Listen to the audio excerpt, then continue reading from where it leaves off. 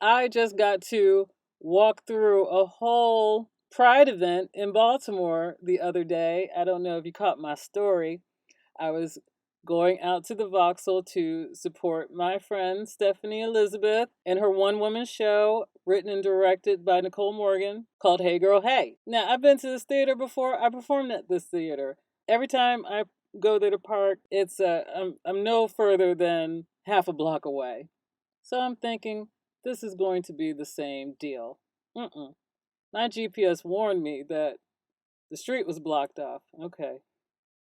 I don't know Baltimore that well, so I'm going to follow my GPS. So it leads me to another street and it says arrived. I'm figuring I'm on the opposite side of the block that I usually park at. And I see a road closed sign and I see all kind of rainbow regalia happening past the road closed sign. Now, I did learn that a pride event was going on in New York, so I didn't know if this was like a national pride event day or not. I'm not that hip. I'm an ally. The A is for ally, but I wasn't up to speed on these things. So in Baltimore, Pride Parade, Pride event was happening as well. So I parked my car, told me I arrived. I'm thinking, oh, I probably don't have to walk no more than a block. Child, they told me I was half a mile away, and the directions was right through that closed road on Charles Street, right through all the Pride events. That's fine. The only problem is I was the only one walking through there that wasn't dressed in rainbow regalia. I was like in this stiff, starched, white button-up shirt. I had a black umbrella. It was raining. And I'm walking around there looking like a fed. I'm looking like an agent. So I walked through the 5 blocks. I was still able to make it to the show on time. They even had a little bar there, so they knew I was in need after that 5 block walk in the rain because I was very distressed. I thought I was late for the show, but I was good. I was good. The storm did not stop that party out there in Baltimore. Okay. By the time the play was finished, I carried a little scarf with me, which is rainbow-esque. It is like almost a dark rainbow. I'm walking back through Baltimore Pride. I had to find me some ally gear. So I threw that thing back on, so I had to walk back to my car. I look like I support. I'm an ally. When you look at the acronym for LGBTQ plus, I believe it's, hold on, I want to get it right now. So LGBTQIA. The L's for lesbian. Gay. That's for men who prefer the company of other men. B is for bisexuals, or also known as the greedy or indecisive. Let's just say the people that are weighing their options on both sides of the street. The T, our trans community. The Q, now, queer, I always thought that queer was wasn't that just an umbrella term for all of this? So I'm not sure how the queer differentiates with the other groups. I just felt like it always kind of encompassed all of it. But I digress. So then we have the I, who I feel are the true winners of the whole LGBTQ plus conglomerate, the intersex. Most people are aware of intersexed people. We don't know much, and it's not something that was grandly talked about, especially as I was growing up. But we also know them as hermaphrodites, was the term that used to be used.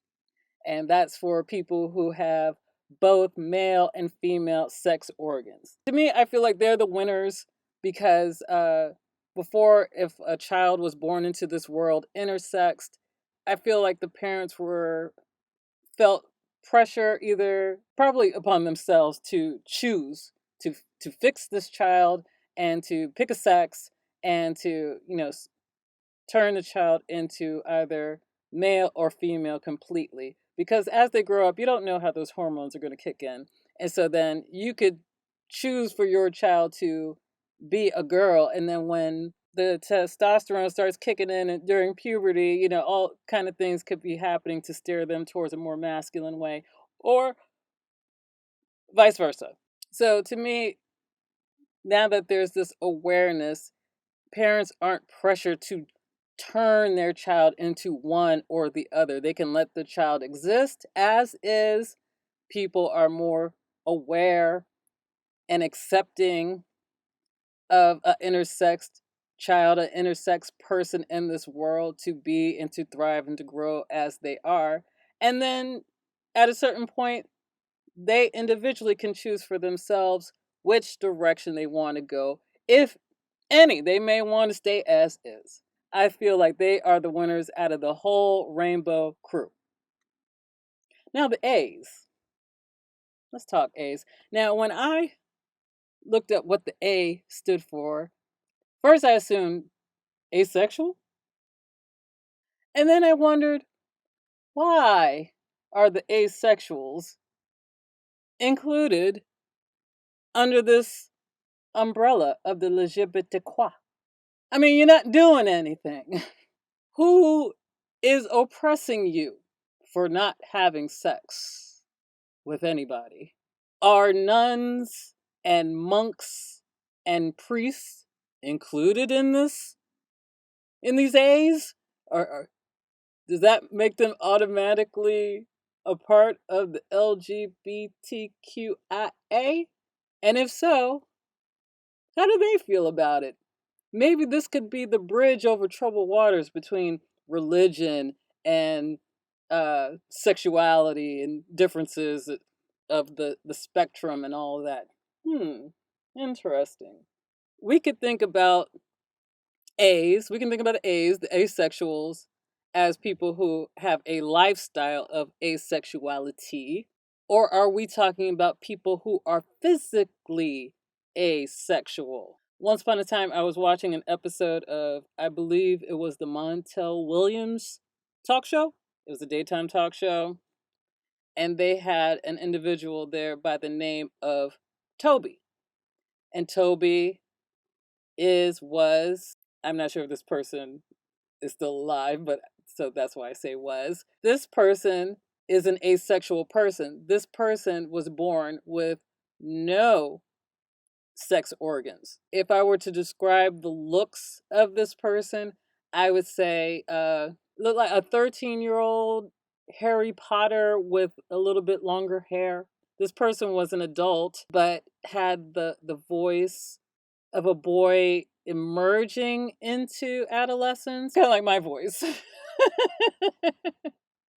But I am not claiming asexuality. No facial hair. This was Toby, and Toby used pronouns like Z as opposed to he or she, and them as opposed to him or her. So I can understand if you're talking about someone who was physically asexual, just like you would include the intersex, then you would that's the flip side to the intersex, the asexual, those who are without any sexual organs. Now, some people think of that and they think, oh my God, that person, how unfortunate for this person. They don't know how to feel like the euphoria of sex.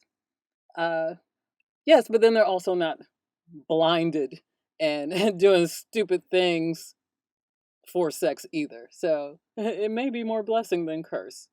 If your lifestyle is asexual, I don't believe that you belong in this umbrella group. Nobody's oppressing you.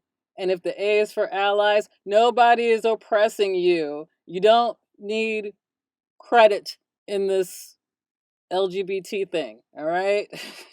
I don't think so. The last thing y'all need is another damn letter. That's just an opinion from the outside looking in.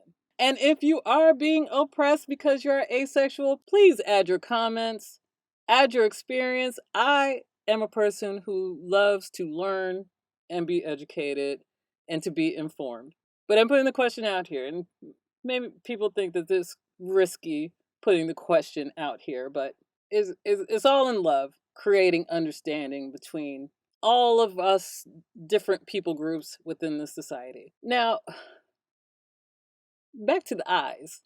I would say it's people who are physically intersexed and physically asexual. Those to me are non binary people.